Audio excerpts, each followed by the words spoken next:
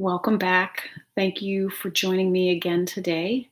We are on lesson 300 in A Course in Miracles, and our lesson today is only an instant does this world endure.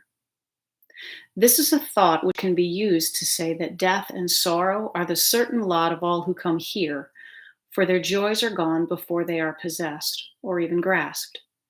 Yet this is also the idea that lets no false perception keep us in its hold, nor represent more than a passing cloud upon a sky eternally serene.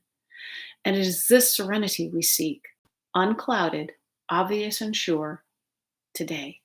And our prayer is, we seek your holy world today, for we, your loving sons, have lost our way a while.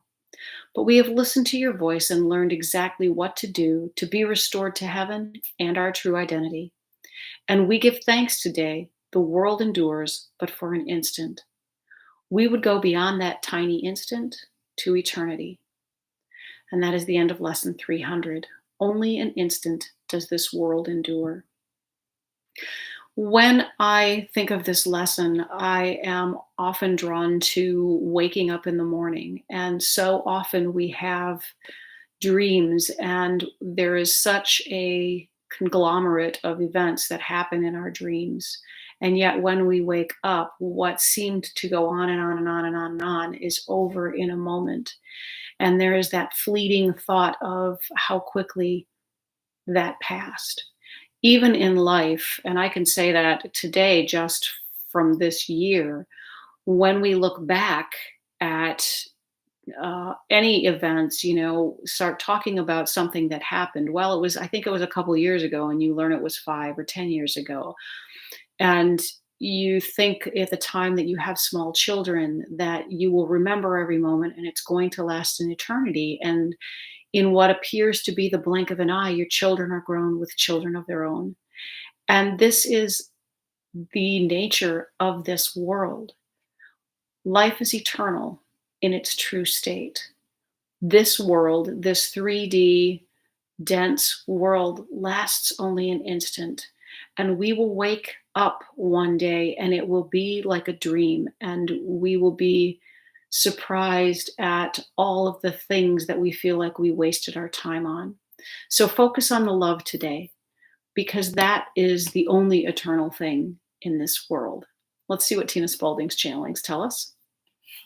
You are blessed beings indeed. I am that one you know as Jesus. Of course, that is not how you look at this place. You think of it as a permanent place, despite the many changes constantly happening in your life and in your world. Much of your suffering comes from wanting things to be permanent and wanting things to be the same. One of the greatest gifts you can give yourself, along with doing this lesson and beginning to focus on the eternal, is letting go of the permanent and the idea that things should remain the same. You would be much better off in deep appreciation of whatever is happening today, because it will change. Those of you who have been on the planet a little while understand this. You look back to previous marriages, when your children were small, or when you were in university, and think, my goodness, how different that time was. If I had only known how precious it was, then I would have valued it more. This is a saying you have on your planet by George Bernard Shaw. Youth is wasted on children, because you truly do not appreciate what you have when you are young. You are full of the dreams of all the things you're going to achieve and how you're going to be happy when you do. But as many of you find out, as you go through these challenging excursions through your 3D reality, many of your dreams don't come true. But that's not because you do not deserve them or are being punished. It's because the dreams are ego dreams.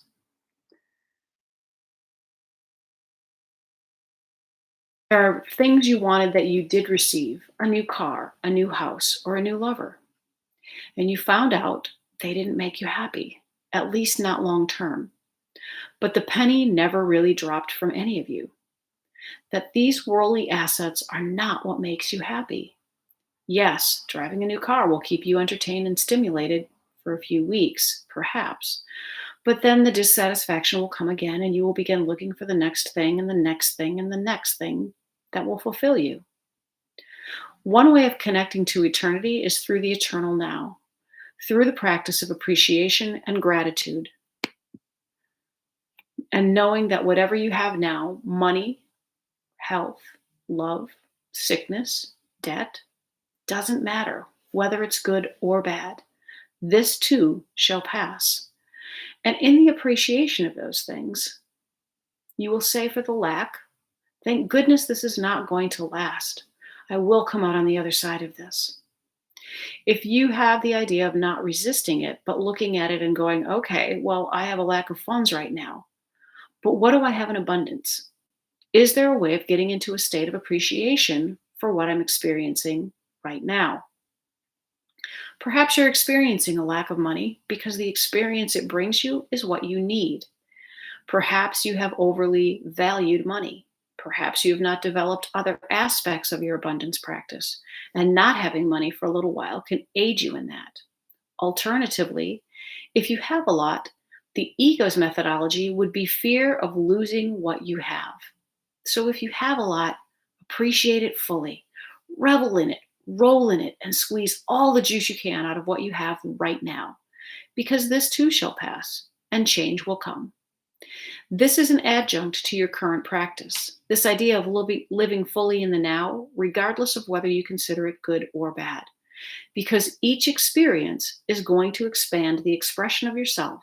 And once you see the good in the bad and the changeability in the good, then you will be living fully in the now, and it is there that eternity lies. That is what this lesson is referring to. The world does not last very long. And those of you who have been on this planet for a few decades know how quickly it can go in human terms. But we are literally speaking here. If you change your mind, if you shift your frequency, the world you know will change instantaneously, and you will begin living in a new place, a more heavenly aligned place. I am that one you know as Jesus, and we will speak to you again tomorrow. All very true. When we begin living from a place of love and appreciation of everything that's happening, the fear really dissipates very quickly, and the world that we live in changes and shifts. And I've often said when I'm working with clients, in spite of the fact that nothing changes, everything is different. That's the world of heaven versus the world of hell from the ego's standpoint. Be willing to understand that this world lasts only an instant. Be willing to look at the fact that if you simply appreciate any experience, you can find the love in it and you can grow from it. And it will change all of your experiences in life, and life will be good all the time. So when something less than what you want occurs, when a challenge occurs, try to seek and find the love. Try to look for an opportunity to expand the alignment of who you are and watch how things change. If you can look at someone who you find abusive or unloving and see how they were trying to love, see how they were doing their best, see where you have maybe been unloving of yourself, and understand that it's a lesson, then you can be grateful for even those experiences that we might consider awful. Have a great day, everyone. It's only going to last an instant. I will talk to you again tomorrow. Take care. Bye-bye.